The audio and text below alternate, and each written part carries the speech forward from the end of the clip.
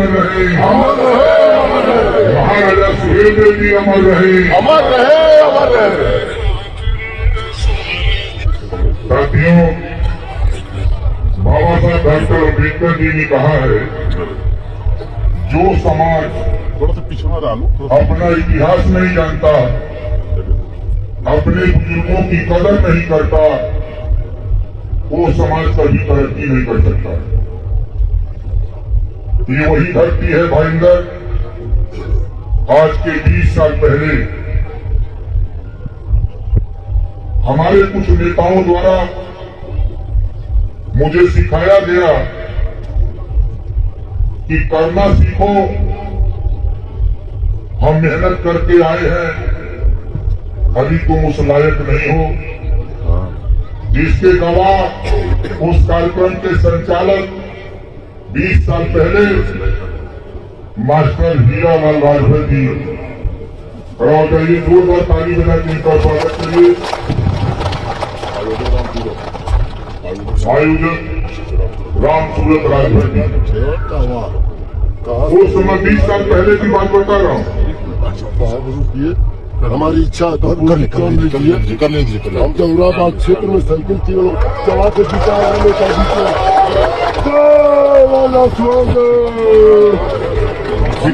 ठीक है जाइए। जब मैं यहाँ से इसी मैदान से सीखा तो मैंने भी प्रण किया कि मैं इस मैदान से तो जा रहा हूँ, इस मैदान में कब आऊंगा, उस लायक बन जाऊंगा तब। और जिस महापुरुष की जयंती 20 साल पहले मनाने के लिए लोग आए थे और गीत पार्टी का गा रहे थे, याद है बात? 20 साल पहले जयंती में गीत पार्टी का हो रहा था। अब मेरा कहना था कि जयंती में महाराजा सुहेलदेव जी की चर्चा करो। जब ये देश छोटे छोटे सूबों में राजा हुआ करते थे, 585 राजा हुआ करते थे, 165 राजा अकेले भर जाति के हुआ करते थे। काशी, कौशाम्बी, श्रावस्ती, मांडा, भदोही, उसी में राजा थे। बहराइच में अगर हम बनारस से शुरू करें तो बनारस में राजभर राजा बंदार, जिसको देखना हो आज भी असासमें घाट पे चले जाओ, शिलापट पे लिखा हुआ है। जौनपुर में गोमती नदी के पुल के पार आओ, राजभर राजा के राज। आप चलो बलिया गाजीपुर के बॉर्डर पे, लक्ष्मेश्वर जी का किला आज भी विद्यमान। आप चलो राजा घोष मऊ में, चलो आजमगढ़, चलो देहरीवाल का किला। इसी तरह बढ़ते जाओ, चाहे वो रायबरेली हो। पूरे देश में हम शासक कौन थे, उसी में महाराजा बिहारी मल बहराइच जो आज श्रावस्ती किला अलग बना हुआ है। बहराइच में शासक थे, राजपाट था, नाम था बिहारी मल। पत्नी का नाम लक्ष्मी देवी। उनके 4 पुत्र और 1 बेटी हुई। रुद्रमल, भागमल, सुहेलदेव और भुराजदेव। सबसे छोटे महाराजा सुहेलदेव जी थे। 1009 में पैदा हुए। उनकी शिक्षा दीक्षा गुरुकुल में हुई। उनकी विद्वत्ता को देखकर राजा बिहारी मल ने 18 साल की उम्र में 1027 में राजगद्दी दे दिया। राजगद्दी पाते ही वो अपना सुचारू रूप से शासन अपने राज्य में चला रहे थे। विदेशी आक्रमणकारी भारत को गुलाम बनाने के लिए भारत पे आक्रमण करते हुए तमाम राजाओं को हराते हुए, मारते हुए, कुछ राजा उनकी दास्ता को स्वीकार कर लिए। जब महाराजा सुहेलदेव के भाई ढलदेव की हत्या होती है, उस विदेशी आक्रांता से हत्या वो करता है, जब ये खबर महाराजा सुहेलदेव जी को पहुंचती है तो उनका खून खौल उठता है, उनका खून खौल उठता है और अपनी सेना सजाते हैं। इधर वो आक्रांता पहुंचता है बहराइच के बॉर्डर पर, लड़ाई का संदेश देता है और महाराजा सुहेलदेव जी आज भी बहराइच का नानपारा मैदान, बहराइच जिले का नानपारा मैदान, कुटला नदी आज भी विद्यमान नानपारा मैदान में महाराजा सुहेलदेव जी ने 40 किलो की तलवार चलाते थे। 40 किलो की तलवार चलाकर गाजर और मूली की तरह नानपारा मैदान बहराइच में उस अत्ताई को दफन कर दिया। किसी राजा की हिम्मत नहीं पड़ी, किसी ने उसके सामना मुकाबला करने की जरूरत नहीं किया। धन्य है राजभर राजा महाराजा सुहेलदेव जी। 157 साल लगातार किसी विदेशी आक्रमणकारी की हिम्मत नहीं पड़ी कि कोई भारत पे आंख दिखा दे।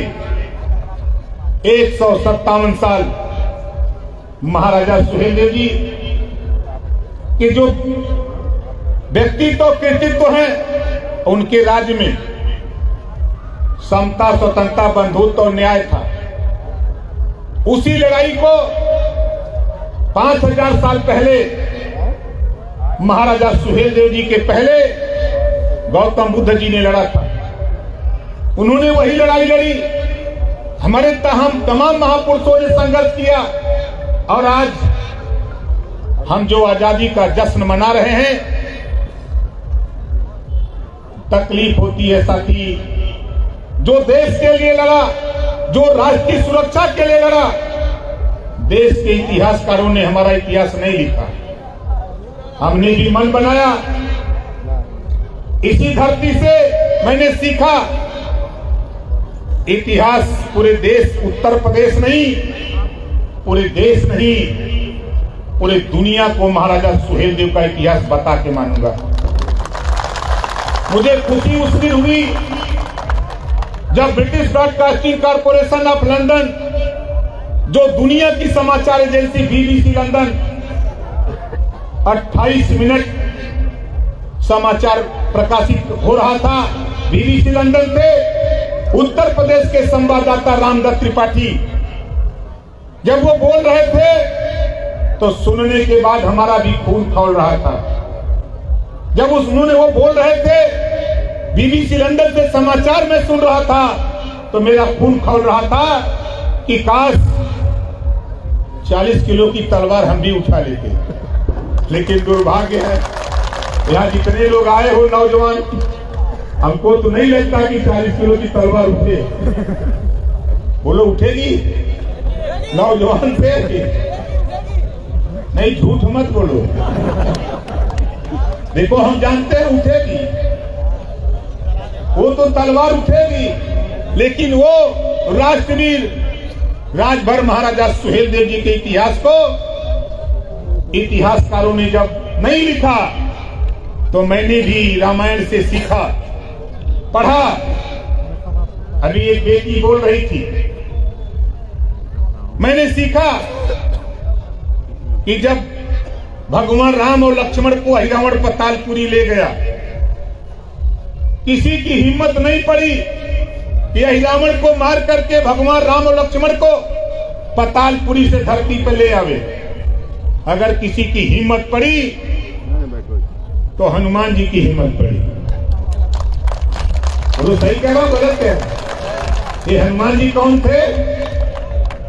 आज भी गांव में चले जाओ, जब राजभर जाति के छोटे बच्चे झगड़ा करते हैं तो बुजुर्ग लोग कहते हैं कि जाए गई भर बानर हैं सब, हम उनके वंशज हैं।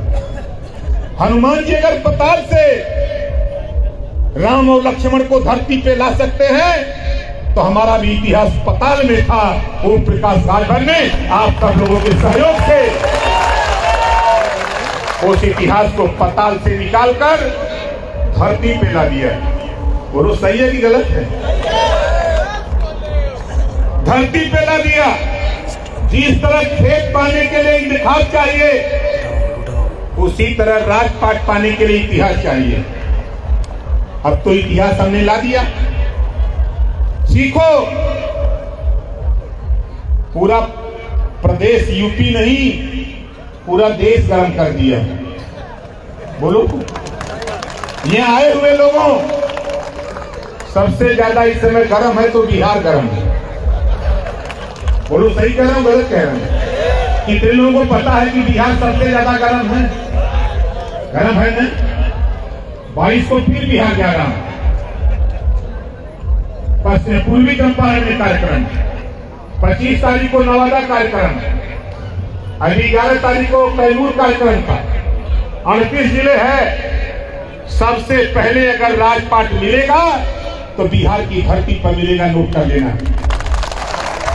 और यूपी के लोगों ने तो इतनी ताकत पैदा किया कि आज अभी हमारे साथी जिक्र कर रहे थे, हम उधर आपका ध्यान नहीं ले जाना चाहते, लेकिन इतना जरूर कहूंगा, पूर्व राष्ट्रपति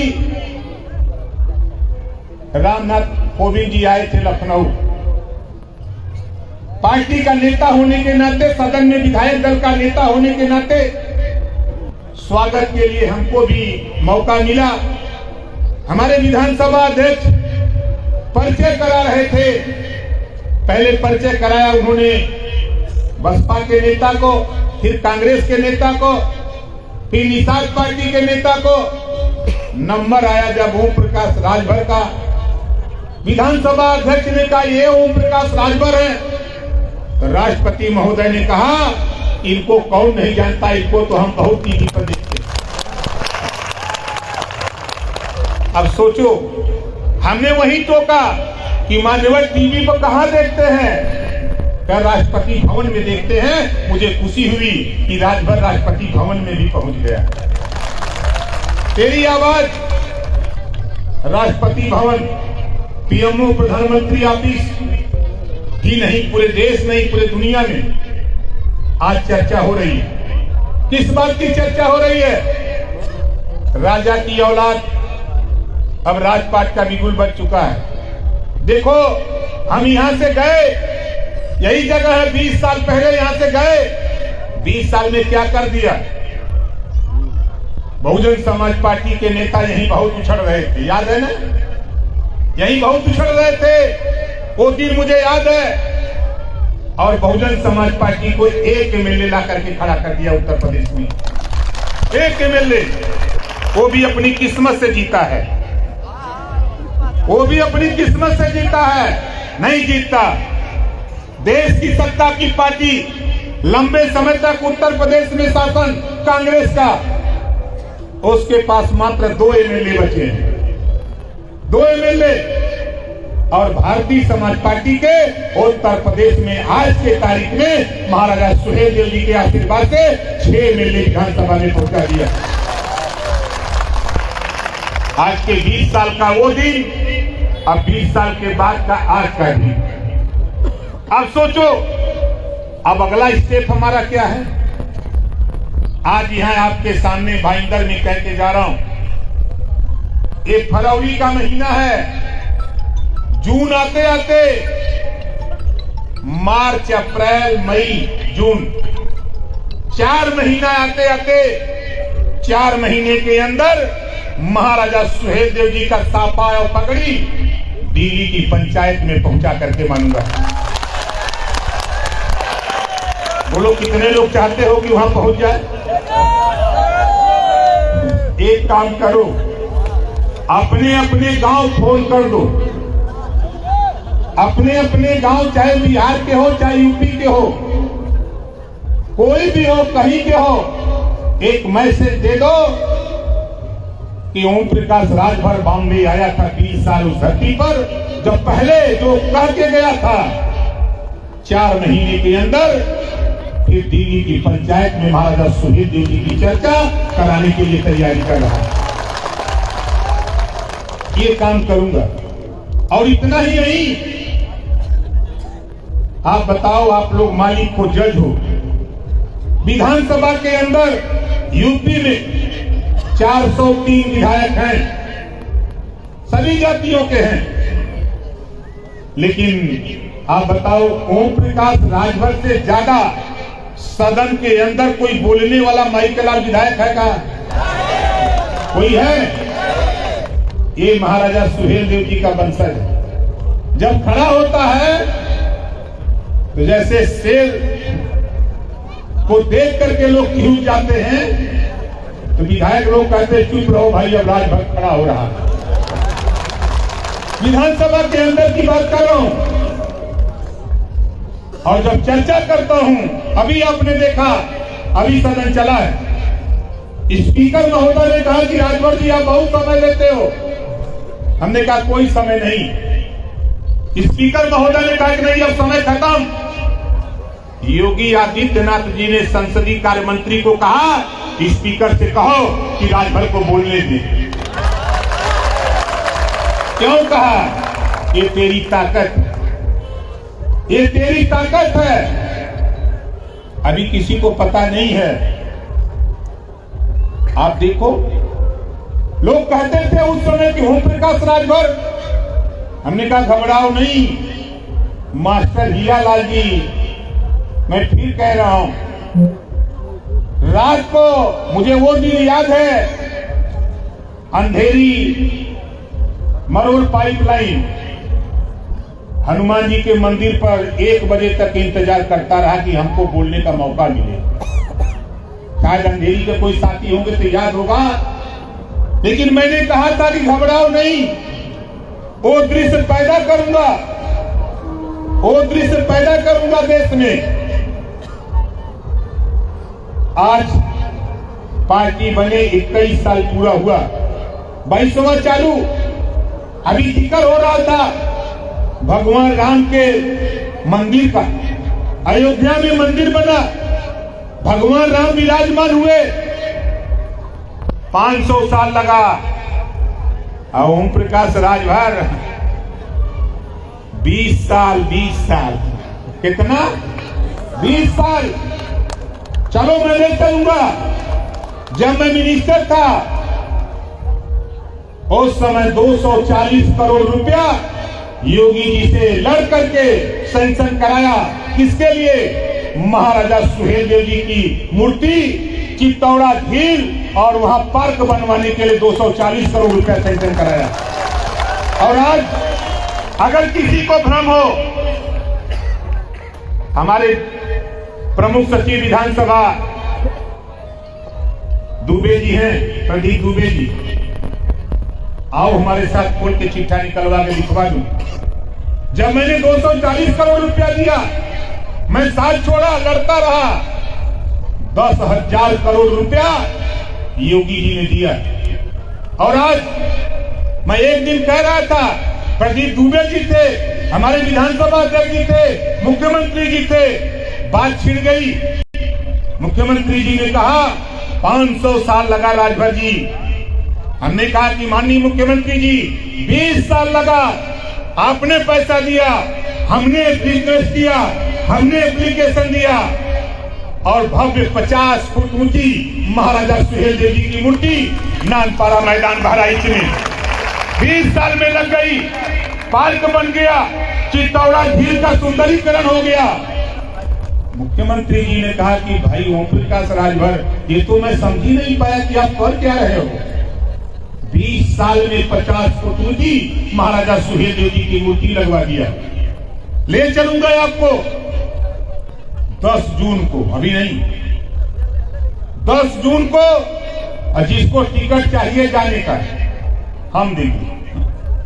बोलो चाहिए टिकट? टिकट चाहिए? कितने लोगों को टिकट चाहिए, जरा हाथ उठाओ। बंबई से हम तेल फ्री करा देंगे। चलो, पूरे देश से तेल फ्री करा दूंगा, ये नोट कर लेना। पूरे देश से ट्रेन फ्री रहेगी। कहाँ जाने के लिए? चित्तौड़ा झील, बहराइच। और जब जाओगे जिस दिन वहां से लौटोगे तो ये मन बना के लौटोगे कि अब हम राजपाट की लड़ाई लड़ेंगे, अब एमएलए एमपी बनाने की नहीं, अब हम कैप्चर बाय पावर बैलेट और बुलेट। वो तेरे दिमाग में गूंजेगा और वो दिन दूर नहीं। बसपा और कांग्रेस पिट गई 20 साल में, 4 महीने में सपा को पीटूंगा। 4 महीने देख लेना, रोज पीट रहा हूं इनको। इनको बहुत घमंड था, इनको ये नहीं पता कि भेंट किससे हुई। हम मुरई घंटा साग खाए वाला ना है ये। शेर बताओ, कभी साग खाता है शेर? बोलो, नहीं खाता ना। हमने बता दिया कि माननीय अखिलेश जी नोट कर लो, राजभर के साथ अगर धोखा किए हो तो हम ऐसे स्वीट पॉइजन है कि पता नहीं लगेगा। 2024 आते आते तेरा पता नहीं लगेगा उत्तर प्रदेश में कहां चलेगा। रोज, आज भी 2 लोग इस्तीफा दे दिए, आज भी इस्तीफा दे दिए, रोज देंगे, दिलवाऊंगा। अब आप लोग सोचोगे कि कहां से दिलवाते हैं। हमारे पास ऐसा अस्त्र है, हम कह देते हैं मान जाते हैं लोग। और 24 में इनको पीटूंगा, ज्यादा नहीं 3 साल और। 27 में जब यूपी में चुनाव होगा तो आपको शासक बनाने की लड़ाई शुरू कर दूंगा, ये नोट कर लेना। इस 24 में 22 का चुनाव हो रहा था, चुनाव की मतगणना हो गई, सरकार नहीं बनी। हमारे देश के प्रधानमंत्री माननीय नरेंद्र मोदी जी का फोन आया, बात हुई, उन्होंने कहा कि दिल्ली आओ, बात करनी है। मैं चला गया, बात हुई, बात होने के बाद उन्होंने कहा कि ओम प्रकाश जी हमारी मदद करो। हमने कहा कि 24 में आपको प्रधानमंत्री तीसरी बार बनना है, ये राजभर कह के जा रहा है। और चला आया। और जब विपक्षी एकता शुरू हुई,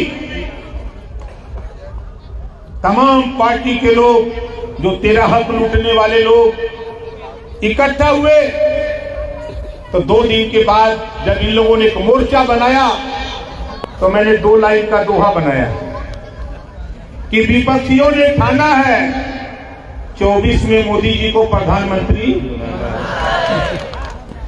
कुछ लोग सच के करेंगे, कुछ लोग हट के करेंगे। नीतीश जी सट गए। अब सोचो, 6 महीना पहले मैंने कहा था, नीतीश जी सट गए, जयंत भी सट गए, कुछ लोग सटने के लिए तड़फड़ा रहे हैं और कुछ लोग हट करके मदद करने के लिए परेशान। और 24 की लड़ाई एकदम क्लियर हो गई। अमित शाह जी का 15 तारीख को फोन आया, कहाँ हो? क्योंकि हम तो यूपीए हैं, कहीं आ जाओ। हमके ना, हमको अभी कई काम करना है। कर क्या रहे हो? हमके अभी बंबई जाऊंगा, बंबई से लौटूंगा तो विचार करूंगा। कल मैं कुशीनगर था, देखा होगा सोशल मीडिया पर, फेसबुक पर अगर देखा होगा तो कल मैं कुशीनगर था, जहां 10,000 की भीड़ थी। हमारे कई साथी फोन किए कि नेताजी बंबई आ रहे, कहा आप तो कुशीनगर हो। हमारे विरोधी लोग परेशान रहते हैं कि आज नेता कुशीनगर, कल बंबई, अब परसों चला जाता है पटना। ये चलता कैसे है? तो भाई देखो, ये विज्ञान का युग है। आज यहाँ मीटिंग करो, कल दिल्ली चले जाओ, दिल्ली जाकर के मीटिंग करो, परसों बनारस आ जाओ, नरसों कलकत्ता जाकर मीटिंग करो। कौन रोक रहा है? तो मकसद साथियों मेरा ये है कहने का कि देखिए, आप लोग यूपी और बिहार से रोजी रोटी की तलाश में आए, और आपसे कह रहा हूं 18 जुलाई 2023 को आपके महाराष्ट्र के मुख्यमंत्री डिप्टी सीएम दोनों लोग गए थे और हमसे खुद कह रहे थे कि राजभर जी आपकी बड़ी आवश्यकता है महाराष्ट्र में। तो वहीं बगल में बैठे जेपी नड्डा जी कह रहे हैं अरे राजभर जी के विषय मत हो भाई, इतनी तो चारों तरफ डिमांड है। क्यों अगली बात क्यों कह रहा हूं? इसके पहले मैं आया था आपके बॉम्बे, लेकिन इस स्थान में नहीं आया और गया था हमारे मास्टर साहब गए थे, उमाशंकर भाई गए थे, हमको अंदाजे की एक बर्तन नेता गए थे। कहा माननीय उद्धव ठाकरे जी के, उन्होंने कहा कि ओम प्रकाश राजभर हमसे समझौता कर लो। मास्टर साहब का पहले हमको लड़ा दो,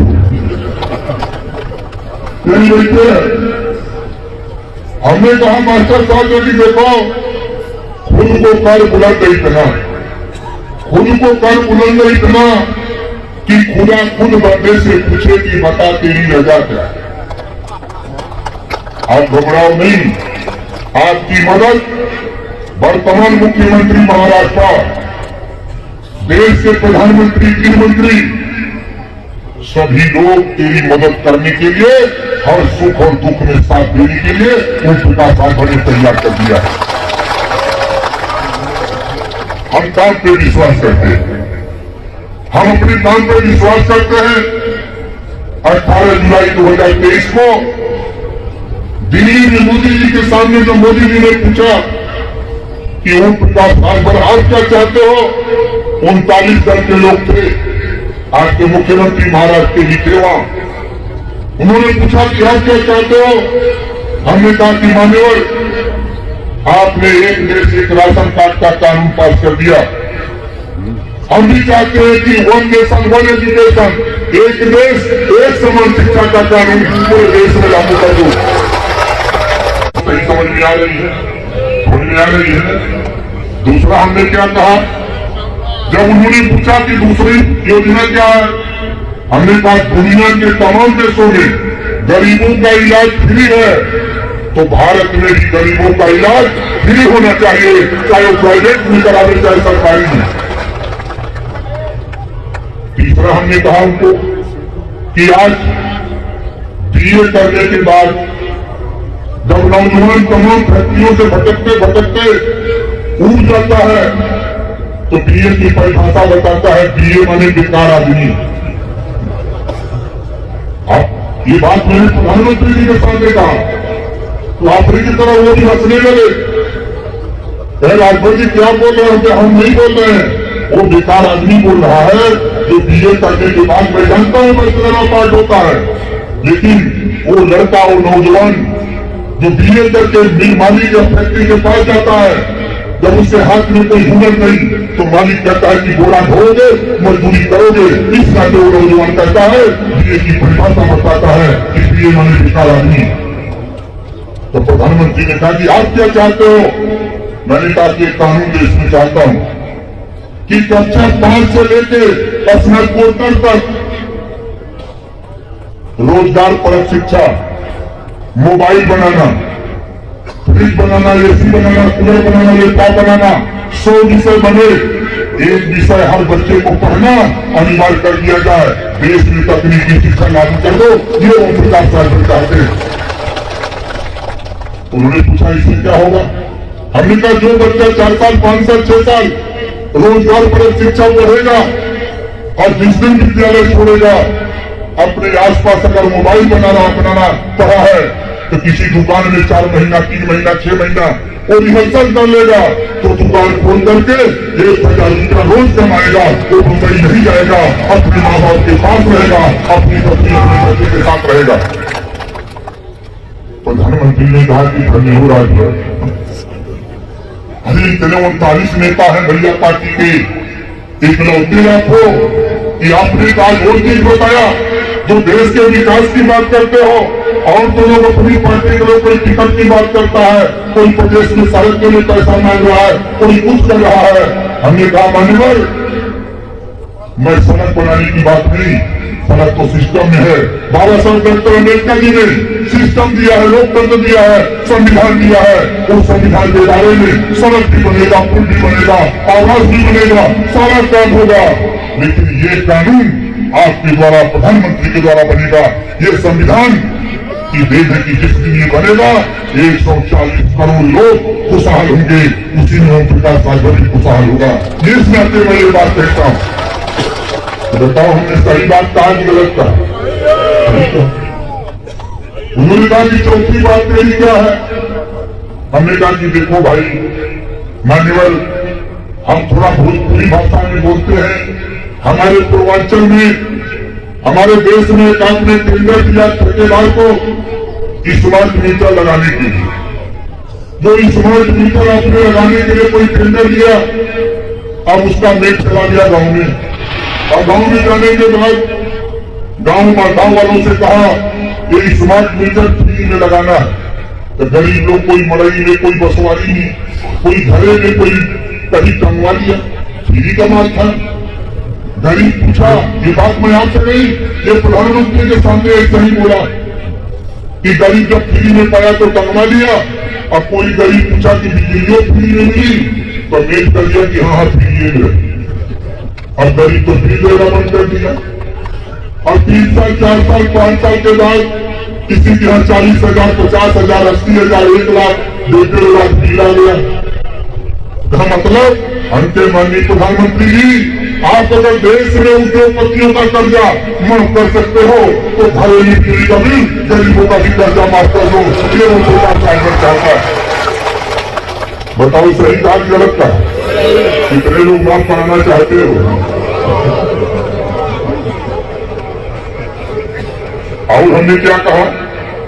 हमने कहा, उन्होंने कहा कि बस खत्म कर नहीं मानवर, एक और सुन लीजिए खाली। क्या नहीं, आपकी पूरी बात सुनूंगा जब तक आप बोलोगे। भले हम अपने 40 में से 10 रुपये का आपको देना पड़े। तो 5वां हमने उनको बताया कि मान्यवर आप गुजरात से आते हैं, हमारे राष्ट्रपिता महात्मा गांधी जी गुजरात से, सरदार वल्लभ भाई पटेल जी गुजरात से। जब देश में आजादी की लड़ाई लड़ी जा रही थी, उस समय छोटी छोटी मीटिंगें होती थी, तो महात्मा गांधी जी, सरदार पटेल, चंद्रशेखर आजाद, भगत सिंह, हमारे तमाम आजादी के दीवाने ये कहा करते थे गरीबों की दुर्गति का कारण शराब है। तो उनको लगा झटका कि नेता तो जान गया है। हमने कहा कि मान्यवर, ये कहा गया था कि देश आजाद होगा तो पूरे देश में शराब बंद होगी, लेकिन गुजरात में शराब बंद हो गई, पांडिचेरी बंद हो गई, हमारा सचा हुआ प्रदेश बिहार है वहां बंद हो गई। तो ओम प्रकाश राजभर चाहता है कि पूरे देश में शराब बंद होना चाहिए ताकि गरीबों का कल्याण होना चाहिए। आप बताओ कितने लोग चाहते हैं कि शराब बंद होना चाहिए? देखा जो पिए तो नहीं उठा हुआ था।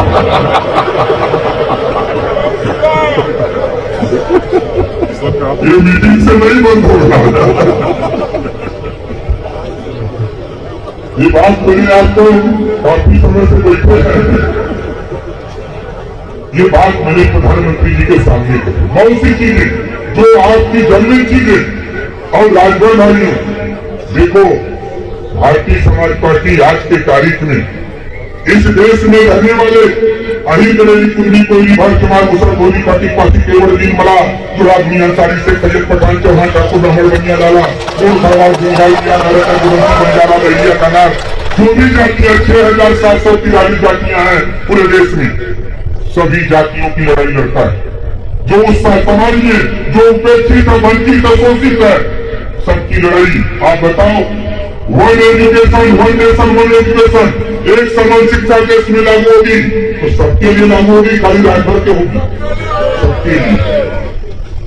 अगर बिजली का बिल माफ होगा तो सबका होगा, खाली तोड़े हुई। गरीबों का इलाज फ्री होगा तो खाली कोई लोग का होगी। अगर कोई कहता है तो उसे बता देना कि अभी ओम प्रकाश राजभर को पढ़ने में दोबारा जन्म लेना पड़ेगा भैया। बता देना उनको कि दोबारा जन्म लेना पड़ेगा। 4 महीना कोई पूछे तो उसको भी बता देना कि यहाँ से भाईंदर से 20 साल पहले मैं यहाँ से मन में ये ठान करके निकला था कि भाईंदर में तब आऊंगा जब इतिहास बना लूंगा तब। और आज इतिहास बना दिया कि नहीं बना दिया? बोलो। आज भारतीय समाज पार्टी बनने की वजह से महाराजा सुहेलदेव जी के नाम पर डाक टिकट जारी हुआ। महाराजा सुहेलदेव जी के नाम पर गाजीपुर से दिल्ली तक सुहेलदेव एक्सप्रेस चली। आज महाराजा सुहेलदेव जी के नाम पर आजमगढ़ में सुहेलदेव विश्वविद्यालय बना। इसके पहले भी वो बना सकते थे, लेकिन ये तेरी संगठन, तेरी ताकत, तेरी मेहनत की देन है कि आज तेरी चर्चा चारों तरफ हो रही है। मैंने प्रधानमंत्री से कहा, जब मैंने कहा तो उन्होंने कहा कि एक बात आप भूल रहे हो भाई। हमने कहा कि नहीं मानवर, मैं भूल नहीं रहा हूं, मैं कहने वाला हूं। नहीं, मैं आपको याद दिलाता हूं। आपने जब हमसे मिले थे 2022 मार्च में होली के दिन, तो आपने मुझसे क्या कहा था? हमने कहा मान्यवर छठवां वो बताने जा रहे थे। नहीं, आप में भूल जाओगे, मैं याद दिला दूं। राजभर भाइयों, मैंने उनसे कहा था कि हम डीओटी प्राइस में आते हैं। हमारी जाति भर जाति डीओटी प्राइस में आती है। विमुक्ति जाति में इसको पहले क्रिमिनल कास्ट में रखा, फिर उसके बाद गिनती में लाया। और हमारी कमेटी की कोशिश है, प्रयास है, हमारे नेताओं का प्रयास है, हमारा भी प्रयास है कि अगर जीती है तो इसको एसटी में शामिल करा दो महाराज। हमने प्रधानमंत्री जी से इस बात को कहा, गृह मंत्री जी से इस बात को कहा, जेपी नड्डा जी से कहा। और वहां से आने के बाद मुख्यमंत्री योगी आदित्यनाथ जी से कहा। 17 जिले का सर्वे कराया दिया, सर्वे रिपोर्ट आ गई, शोध संस्थान को फाइल करी गई, जांच शोध हो रहा है।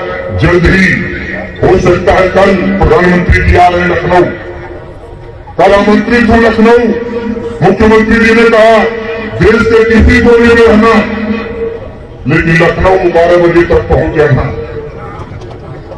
न्योता मिला हुआ है तो कल तो जाऊंगा, तो याद दिलाऊंगा। जब राजभर सामने होगा हम नाम नहीं लेंगे, लेकिन छठवां नंबर बताएंगे, 1 नंबर हो जाएगा।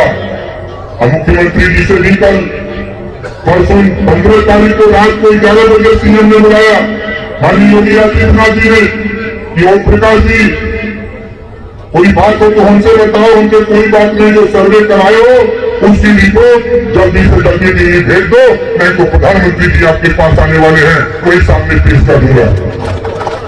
अब मैं कहा हमें कोई डर होगा? शेर किसी ने डरता है कहा कि समझ ला, हम तो बात कहता हूं खर्रा, गोली चले चाहे कोई दिक्कत नहीं, हम ऊपर वाले से डरते हैं, नीचे नहीं। सिर्फ डरता हूं तो ऊपर वाले से, और ऊपर वाला आशीर्वाद दिया है और कहा है ओम प्रकाश राजभर, जब तक तुम गरीब कमजोर वंचित शोषित पिछड़े दलित की लड़ाई लड़ते रहोगे, तब तक तेरी मदद हम करते रहेंगे। ऊपर वाला ने जो प्रकाश राजभर को बताया। आज इन आए हुए लोगों को बताओ, मैं चुनौती देता हूं पूरे देश में, कोई माई के लाल ये नहीं कह सकता कि ओम प्रकाश राजभर ने किसी को धोखा दिया हो, किसी के साथ दलाली किया हो। कोई माई के लाल नहीं कह सकता, कोई कह सकता है? कहीं आपने सुना? लेकिन ओम प्रकाश राजभर अरबों रुपया समाज में खर्चा किया है। कई साल में अरबों रुपया खर्चा किया। कैसे खर्चा किया? आज भी खर्चा हो रहा है ना। मंच लगा, आप गाड़ी किए, बस से किए, ट्रेन से टिकट कटा के आए, ये खर्चा हुआ है। 21 साल का अगर जोड़ डालोगे तो पसीना छूट जाएगा। बहुत से लोग हमसे पूछते हैं पैसा कहां से पाते हो? हमके पैसे का जमाना नहीं है, रुपया चलता है। यहाँ जितने लोग आए, आप बताओ जरूरत पड़े तो बताओ 10 रुपया दे सकते हो नहीं दे सकते हो? कितने लोग दे सकते हो? दोनों हाथ उठाओ, दे सकते हो ना? देखो हमको रुपया नहीं चाहिए, रुपया तो हमको लेना होगा ना। एक शख्सियत देखिए, आपको दिखा दूं, मांगो उसी से जो दे दे उसी से। अब कहे ना किसी से, विक्रम भाई खड़ा हो जाए, जोरदार ताली बजा के स्वागत कर।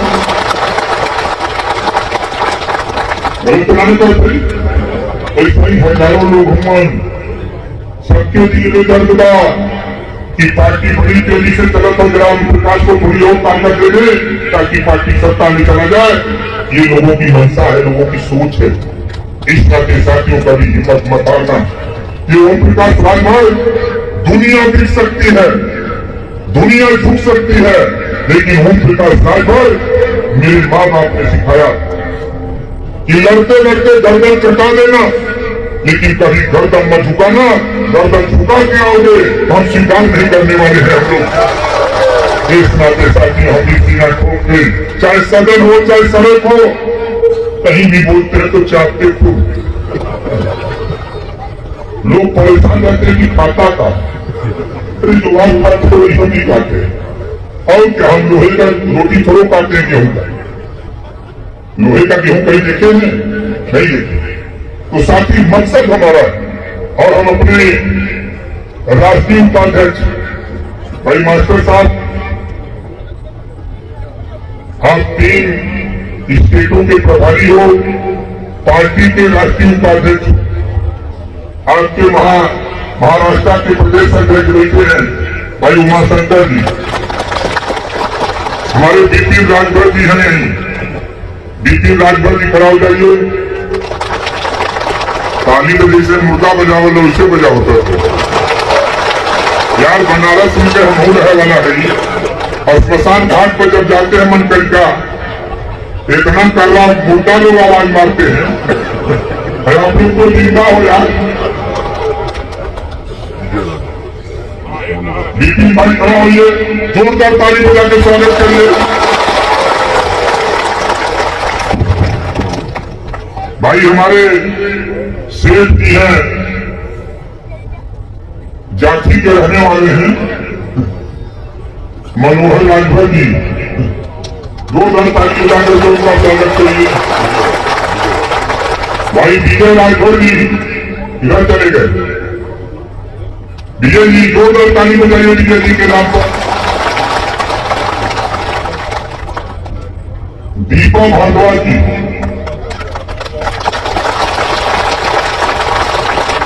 एक बात आप लोगों से कहूंगा, यहां महाराष्ट्र इकाई जो हमारे जिलाध्यक्ष हों, प्रदेश की कमेटी के नेता हों, राष्ट्रीय कमेटी के हमारे जो साथी हैं, सिर्फ जिलाध्यक्ष, मंडल के अध्यक्ष हों, प्रदेश के अध्यक्ष हों और राष्ट्रीय कमेटी, राष्ट्रीय स्तर पे जो भी पदाधिकारी हैं, उनका राष्ट्रीय अधिवेशन मुंबई में 1 और 2 जून को होगा। 1 और 2 जून 2024 और स्थान